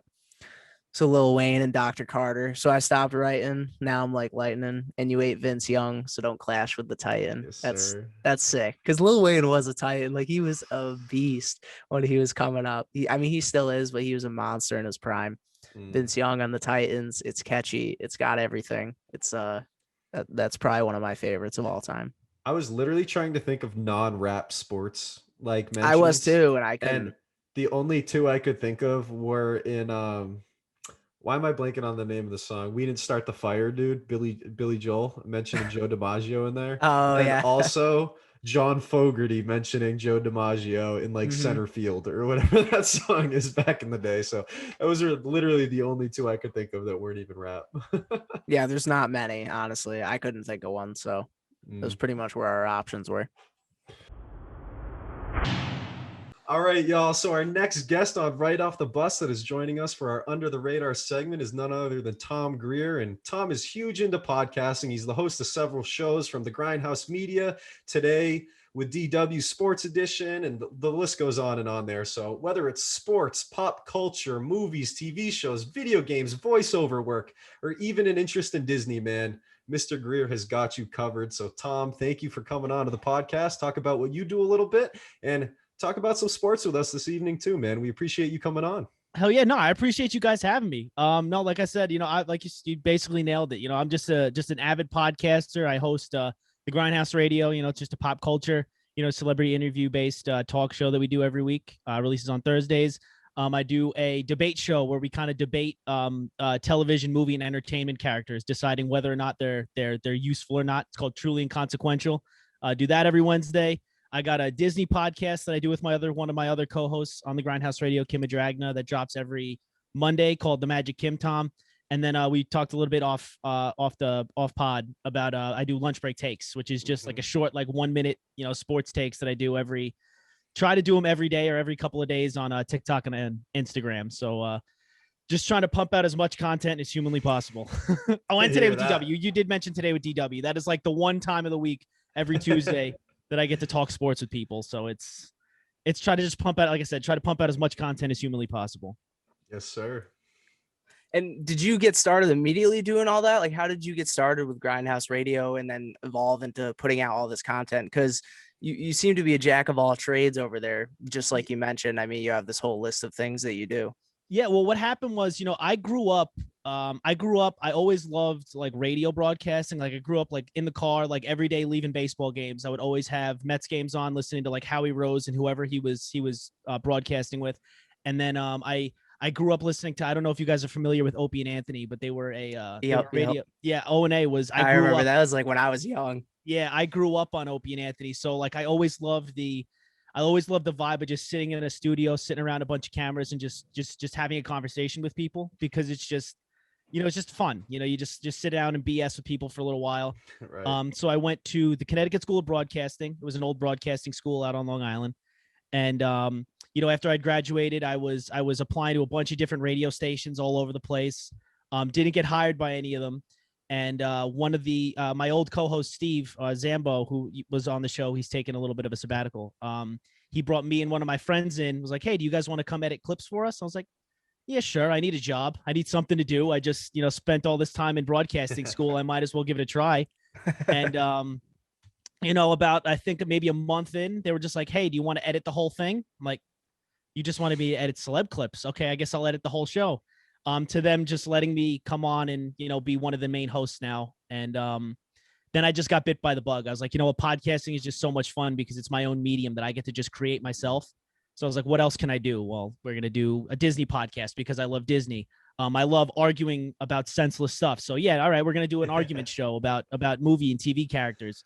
And then, I just love sitting behind a microphone and just talking to people and interviewing people, or just having a conversation. So just podcasting, it just came easy, Yeah, it makes a lot of sense. And you've had quite a list of guests as well through your time over there. I mean, you've had the opportunity to interview chefs, actors, authors, and then around athletes. So can you kind of believe the spot that you're in? And if you could think of any of your favorite interviews that you've done? It's always so, like, I've been asked that before, and it's always so hard because, like, we've done, it's a tough question. For a while, I was just, it was crazy because, like, we'd just have a different celebrity coming on every week. And in the beginning, I was like, I don't know what I'm supposed to ask these people. Like, it was in my early days, I was like, what interesting thing do I have to bring to these people's lives? Because, it's that I'm just breaking in feeling. But no, I think I have to say one of my favorites is easily, Charles Martinet. He was cool. He's the voice of Super Mario. The guy who's been doing the voice of Super Mario for years. Awesome.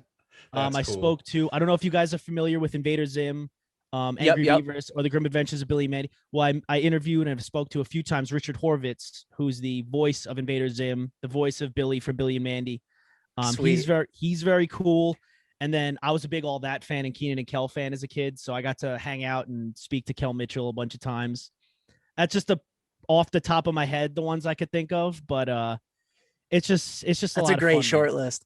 It's a great short list right there, dude. It's so much fun. It's unreal. It's like, it just shows that, like, podcasting can be something on par with, like, terrestrial radio and what radio used to be. Just because you're a podcast and you put out your own content, you're not attached to some big radio label, doesn't necessarily mean you don't get to have, like, the perks of being a part of a big show. Like, if you're having fun with what you're doing, odds are people are going to listen and you're going to gain a lot of traction while you do it, I think that's really well said, man. And that's what we're trying to do, breaking into the sports broadcast industry a little bit. So, it's definitely a great example for us. And now, Tom, man, like we mentioned, we love your lunch break takes, man. So we want to run through and just rattle off some New York sports based questions for you, man. So I'm with it.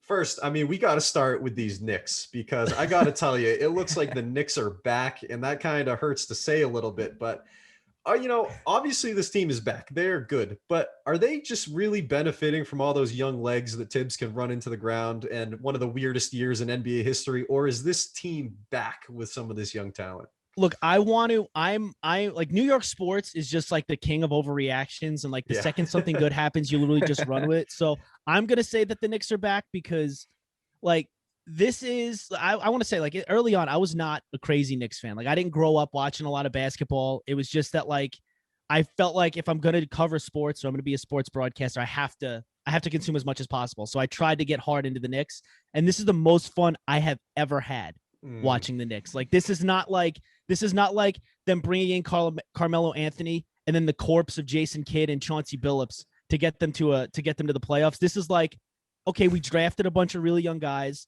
We figured out how to make Julius Randle a star.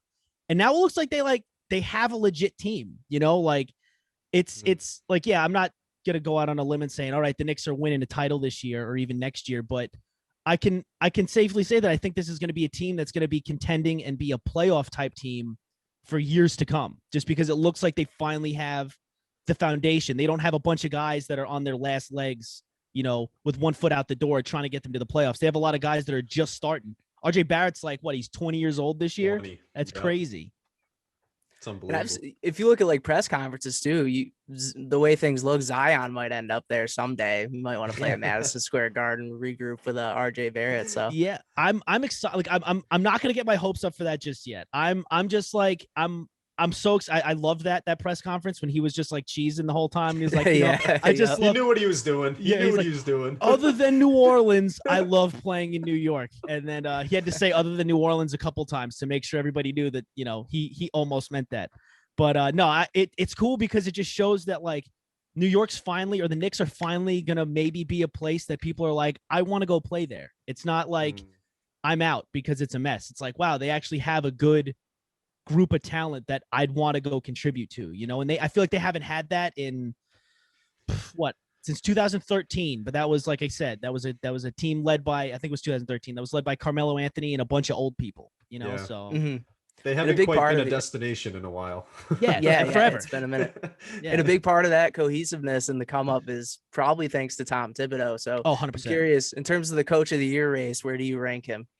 I think he's got to be up there. Like he has to be, especially since nobody expected this to happen. Like if I remember it going into the season, everybody was saying, all right, let's hope Julius Randle is just good enough that they can trade him for picks, and let's hope we get a good pick in the lottery. Like that's what everybody was saying. And now the Knicks are the 4 seed, right? Like ready to make a playoff run. Like if Tom Thibodeau isn't in the conversation or doesn't get the votes for coach of the year, then the system's broken. I mean, I'm even going to go as far to say as he shouldn't win because there's better players to win the MVP. But Julius Randle definitely needs to get a couple of votes from somebody, or at least get a consideration or be in the talks for it, because without Julius Randle, the Knicks aren't where they are right now. This dude completely turned his career around from where he was in LA and where he was in I think it was New Orleans before the Knicks. He completely turned into like a star player out of nowhere. Nobody expected this.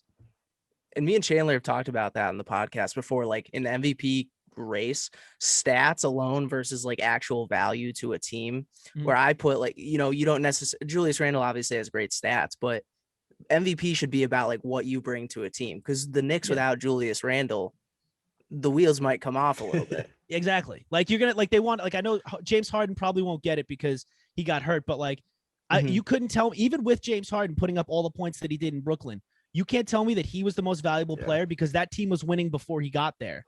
Like you obviously can't give it to LeBron James this year because LeBron James has been hurt, and you can't just hand it to a guy that's been riding the bench for a little while. Damian Lillard, you could definitely think about giving him the MVP because he's been an absolute monster. I'm not saying Julius Randle should win it at all because the Knicks are good, but they're not good enough. But he should be in the conversation because he is definitely the most valuable player keeping the Knicks relevant or making the Knicks relevant, Hey, and my guy RJ Barrett. So Tom, I got to tell you, I'm a Duke fan, long family history of that, man. So I am irrationally high on a lot of Duke players in the NBA. And coming into the draft with Barrett and Zion and all those guys, I said RJ Barrett's a better pro than Zion Williamson. RJ Barrett's, his ceiling is so ridiculously high. I think this guy's going to average 25, 7, and 7 and be an all NBA guy when it's all said and done. So can you talk about your impressions of the steps that RJ Barrett has taken this season and his potential if Tibbs doesn't run the tires off a 20-year-old like he's done before? I mean, Barrett's leading the league in minutes, Yeah. So. Well, I think the thing I think especially when you're that young, especially when he's only 20 years old and coming off of the season that he had last year, I do like that Tibbs is playing him a lot just so he can keep getting the reps and keep gaining that confidence. Because, look, I mean, he probably had a lot weighing on him last year. There were people already, like at 19 years old, there were people ready to call him a bust last year. And it's like, dude, he's been in the league for a year. Like, give the guy some time. He's not even old enough to drink yet. And you're going to say he's a bust? Like, come on now. So I think he's at this point, I think he's got the makings to be an absolute star in the league. Like, I think it's every other night I'm turning on the TV and the dude's dropping 25 points, 32 points. I'm like, where was this last year? Like, RJ, thank you for waking up and being this stud that everybody hoped you would be. Like, I remember when everybody was upset, like, oh man, they're gonna have to settle for RJ Barrett. Well, now it looks like they didn't settle for RJ Barrett. Now it looks like they just got themselves a star player in the draft. And when was the last time the Knicks did that? You know, like they've been so bad in drafts for years. You know, ever since they just missed out on Steph Curry, they haven't been able to land anybody in the draft. And somehow they get Porzingis, out of all that luck and trade him away for Dennis Smith Jr. and a couple picks. Yeah, and those picks in the beginning of the season, those picks looked pretty good because it looked like Dallas was going to be terrible. But now that they figured it out, so it's whatever. And there's certain guys that are plug-in stars too, but then there's other draftees who clearly need the time to develop, and then they flourish into a star. And you have two of them: RJ Barrett, Julius Randle. Yeah, exactly. And now it's awesome. Like I don't know how many more times I had to hear the Knicks say, "Oh, well, we need a point guard in the draft. We need a point guard in the draft." And they finally just stole one in Emmanuel Quickly, which is just that. But that, you see, that's what makes it exciting, is like, that's what's great about sports. Like everybody loves the free agent that you can go sign, but everybody loves it a lot more when you have guys that you drafted and come up through your system and start to contribute. You know, that's when you start feeling really excited, when you have guys that like your team scouted, brought in, and called up, and they're contributing. Now it's like, wow, okay. Now I feel like I have something to be excited about, and now that's the Knicks now. And I couldn't be more thrilled. No doubt, man. Everyone's excited to watch the Knicks, and I don't think a lot of teams want to see the Knicks in the playoffs, and I'm saying that as a Celtics fan, and I definitely feel that way. But moving on from the Knicks a little bit, we're going to move over to the Mets for a few questions, man. So as we're talking right now, the Mets are 9-8, and the Yankees are 9-13, which I feel like I just have to point out that the better team in New York is the Mets. So I will say, I mean, as Boston fans, we like seeing the Mets be better. So how does it feel being better than the Yankees right now? What's that feeling like in New York? It's fun. It's fun. I'm a jaded Mets fan. I'm a long suffering Mets fan, and have had to live through the Yankee fans of the mid 90s and early 2000s. So anytime we can get a little bit of Yankee misery in this town, I'm totally here for it.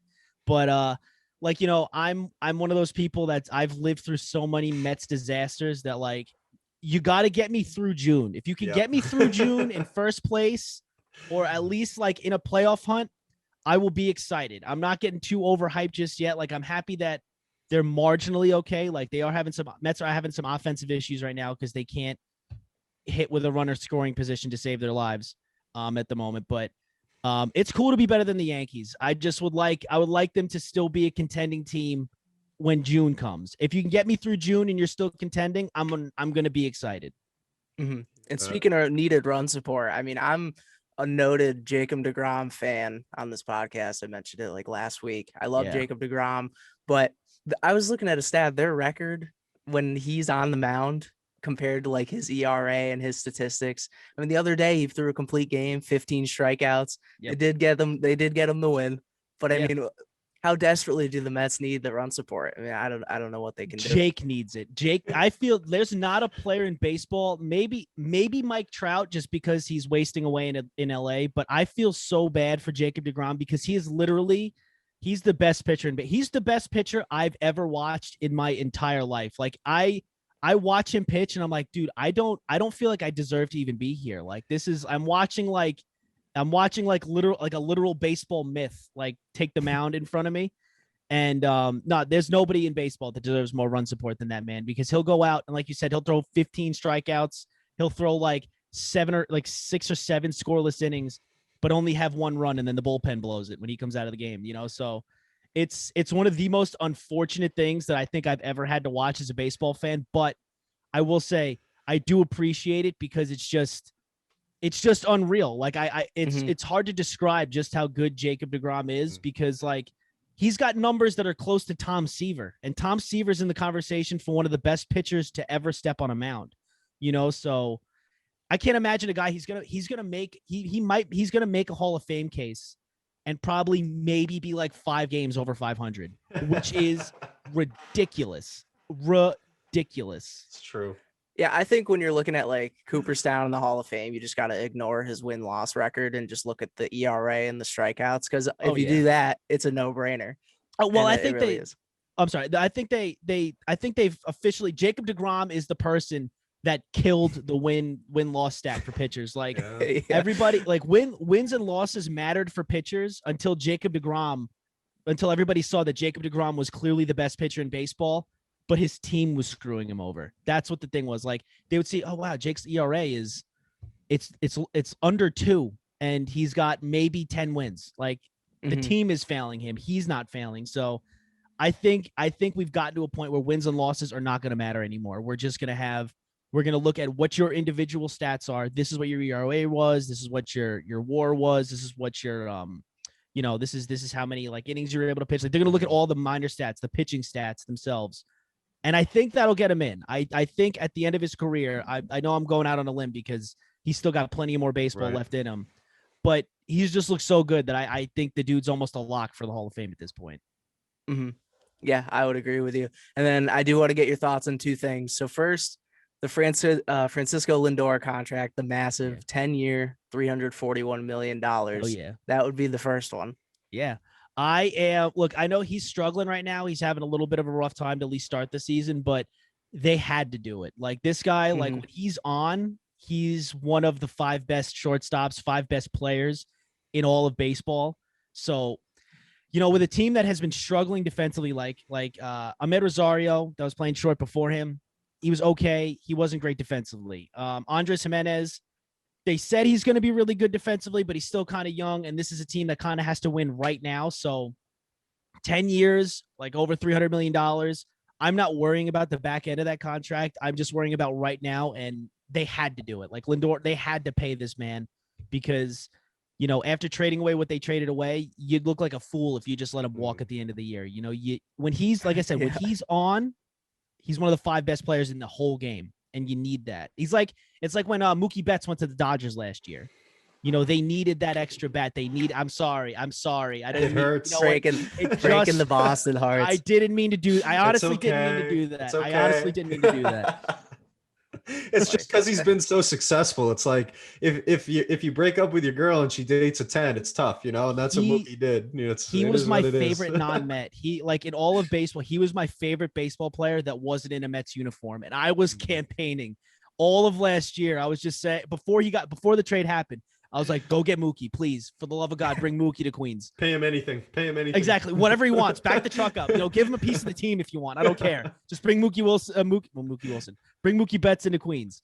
Obviously that didn't happen, but that's what I felt like the Lindor deal was. It was them getting it was like the Piazza deal from years ago. They got the star player that like legitimizes the lineup, the star player that can be a leader on the team and also be a productive member of the team. That's what I felt like it was. Like it had to happen. Mm-hmm. And regarding the second thing I was going to bring up, they might have been able to afford Mookie as well as the Lindor contract. You got the new owner, Steve Cohen. Yeah. The massive influx of cash, the billionaire. Oh, yeah. What are the prospects? Like the future could be bright for the Mets here in New York.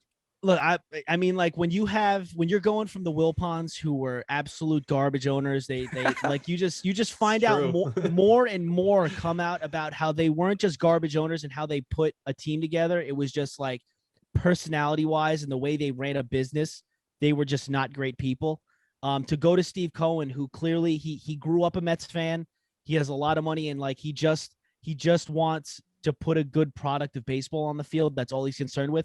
Makes me happy because it makes me feel like I have an owner that actually cares about a winning product. He doesn't like, he's not just caring about the bottom line of the team. Like, yeah, he wants to make money. Like he wants the team to be financially successful, but all he really cares about is whether or not this team is going to wind up winning World Series. And with the ownership before him, you couldn't really say that. Like they were an ownership that was okay with, all right, we make the playoffs every once in a while. This is cool. Make our fans excited every once in a while. But there was never an onus put on winning a World Series. And now we kind of have that vibe. We kind of have that if there's somebody out there that they can go get to make this team better, we're going to go get them. That's kind of what we have right now.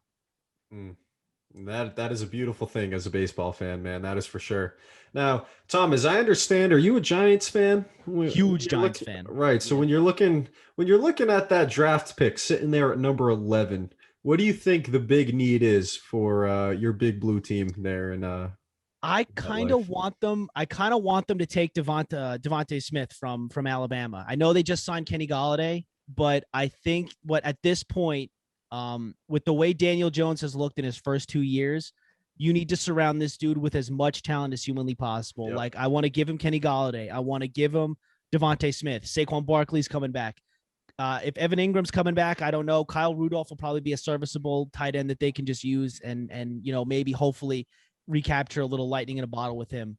Because I know that they're talking about defense. I know there was talks about the defensive end out of Miami, Micah Parsons out of Penn State. I love Micah Parsons. I do too, but my problem is my problem is the off the field stuff, especially in the NFL when you just have regular off the field things that derail players' careers. Yeah, it's he makes me really nervous, because I've been hearing people on the radio saying or experts saying that if he didn't have all these off the field issues, this dude could be a top 5 pick in the entire draft. Like he could even go number 1 next year if he went back to Penn State, so I draft him because I know the Giants have needed a solid linebacker for years. They haven't had I know Blake Martinez looked good this past year, but our best linebacker, I think, of recent memory is probably Antonio Pierce. And, that was over a decade ago at this point. That man's at ESPN now. So, so I'm totally down, especially since you can probably get an offensive lineman later on in the draft.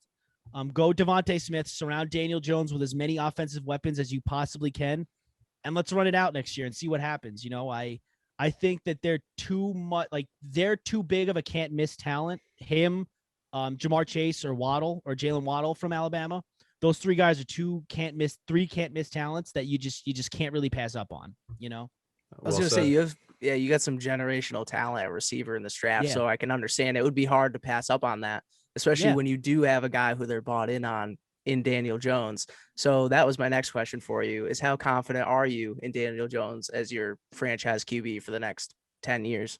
I don't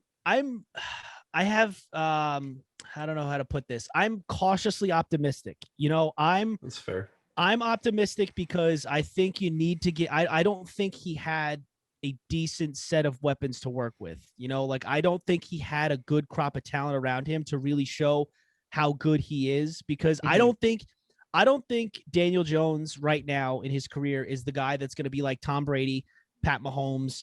He's not going to be one of these quarterbacks that can just take anybody that's around him and make them stars. Like he can't just take Golden Tate, who is an old number 2 wide receiver.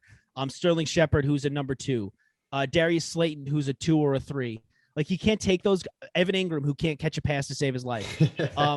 He can't take those guys and elevate them to star level. He needs some star power around him. So I want to see him with Kenny Golladay. I want to see him with Devontae Smith if they draft him. I want to, I want to see him with some actual talent around him to really evaluate what he is. Because while he didn't look amazing this past year, and it looks like he kind of regressed a little bit, there were flashes where it's like, okay, this dude's got a solid deep ball. This dude can be pretty accurate. And, oh, by the way, he can get away from guys. He might trip and fall on his way to the end zone, but he can get away from people. So I'm going to give him the benefit of the doubt into year 3. If we see a regression into year 3, then we have to start having conversations about, okay, so what are we going to do next? Where are we going the following year? Because you can't just sit on somebody. This is a league where you got to start winning right away, Yeah, that's a fair assessment because, like you said, I mean, he didn't have Saquon all of last year.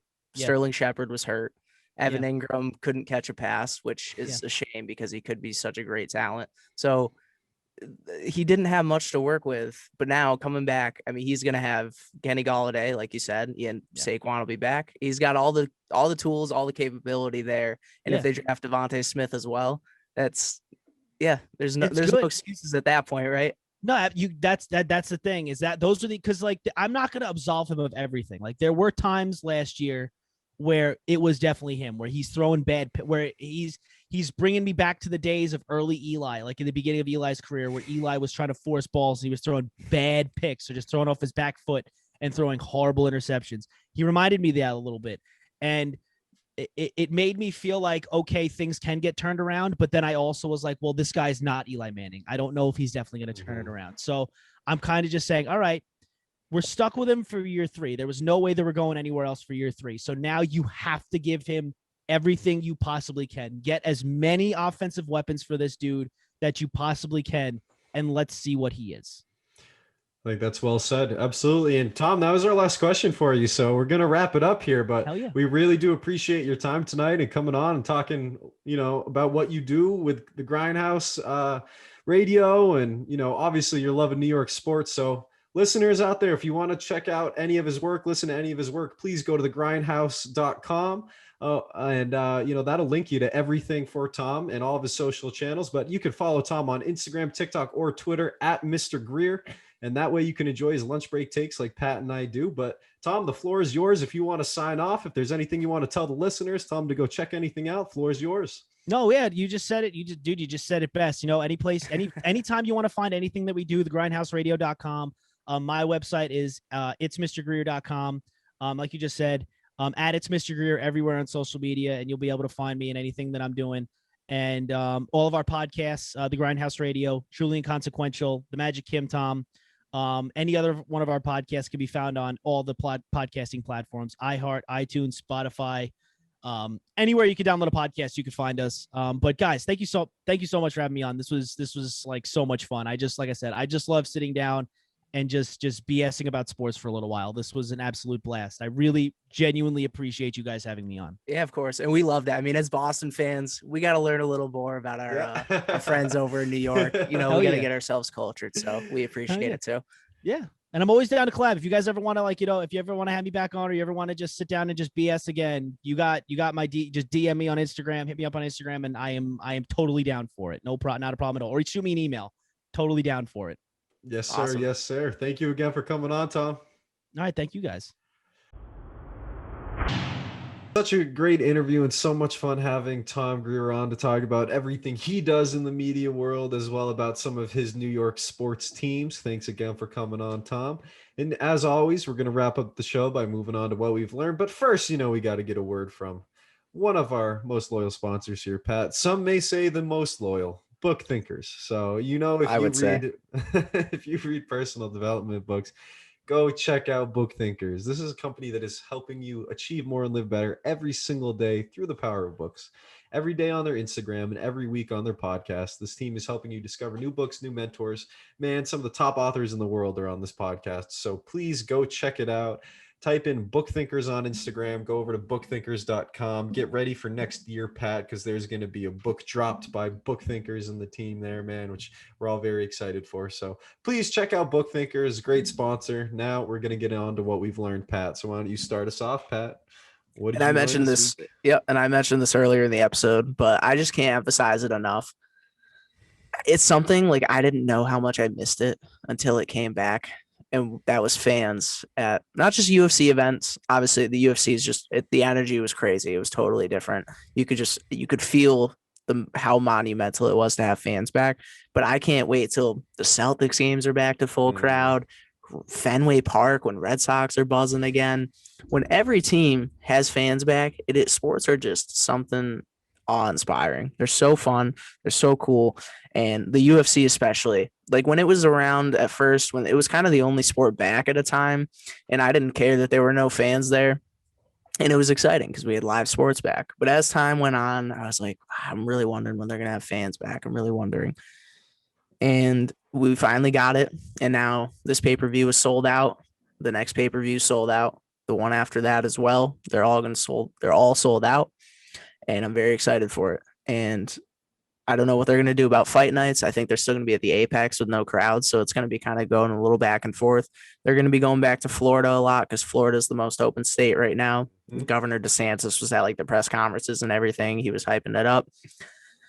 Maybe it's not the smartest move, but I think at this point you got to let people do what they're going to do. If they want to go and wear a mask, they can go wearing a mask. If you are comfortable not wearing a mask and you're vaccinated, whatever, like it's at this point for me, I understand the caution. We want to be cautious. We don't want to be foolish, but it's just exciting. Like politics aside, it's exciting as a sports fan to see sports back to full crowds, or at least half crowds, even baby steps. We'll work our way there.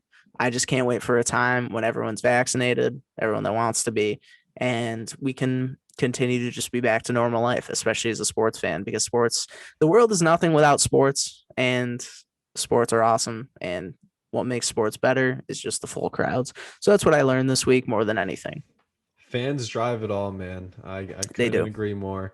I read recently LAFC is opening up their supporter section, and if you're I saw. vaccinated, you can get in, lock arms, sing, and have no problem. So, like you said, man, slow and steady, getting back to normal, and Yeah, made we'll such get a there. difference. Made such a difference at UFC 261. That was awesome. Pat, unfortunately, what I learned this week is I don't want to say that it's like the beginning of the end or anything. I don't want to be too, apocalyptic dramatic over here, but something's not right with this Duke basketball program. And it started with Jalen Johnson opting out with however many games left in the season, our top player, our best player, top recruit. And then Jordan Goldwire, our starting point guard, transfers, and Mark Williams transferred, and Jamin Brakefield, who was a top 40 recruit last year, transfers to Ole Miss. So we lose a bunch of guys. We got a couple going to the draft. It's going to be a whole new team next year. We got a couple transfers in.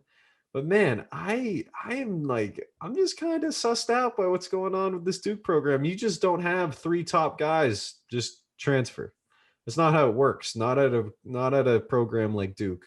So I'm not saying it's the beginning of the end for Coach K. I'm not saying that this, that, or the other thing's happening, but it's something to keep an eye on. And that's what I've learned this week, that not all is well at Duke, and there were signs of it during the season, but those signs have taken a next step, and it may have taken 3 or 4 steps this offseason. So hopefully the culture is a little different next year, but not all is sunshine and roses at Duke, and I am not too happy about it. I don't really quite know what's going on, and you can hear the anxiety in my voice, but who knows? Who knows what's going on? I do wonder if Coach K is going to be on the way out at some point. And I will say transfers are more common. I mean, we just had that kid at UNC transfer away.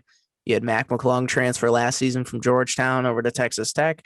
A lot of talented players are transferring. It's just becoming more common. And like you mentioned to me off air, like there was some sort of rule change a little bit to kind of lighten the load or lighten up on the restriction of when you transfer. Because was there like a waiting period before where if you transferred, you kind of had to sit out? Yeah, and now there's more access to it, with COVID and everything, they're being much more lenient. So yeah, it's much easier to transfer and actually play right now. Yeah, the landscape's changing. It's changing. We've mentioned it before on the pod that these powerhouse teams are not so powerhouse anymore. There's the talent's spreading around. It's becoming much more even. It's an even playing field now. You had teams like Baylor, Gonzaga's always good, but they're boosting up now.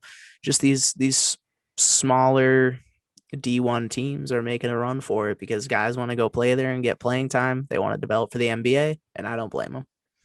Yeah, I don't either, Pat. And that wraps it up for us on episode 18 of Right Off the Bus. Thank you for joining us again. Thank you, Tom Greer, for joining us and having a good laugh and talking with us about some of those New York sports teams. And Pat, as always, we just got to ask the listeners to continue to support us and continue to share the message of what we're trying to do and highlight some cool people in the sports world. And as you guys know, the most impactful thing you guys can do for us is to just go share this podcast with someone else. I said it last week, but hey, someone who is a big sports fan that is not listening to this podcast.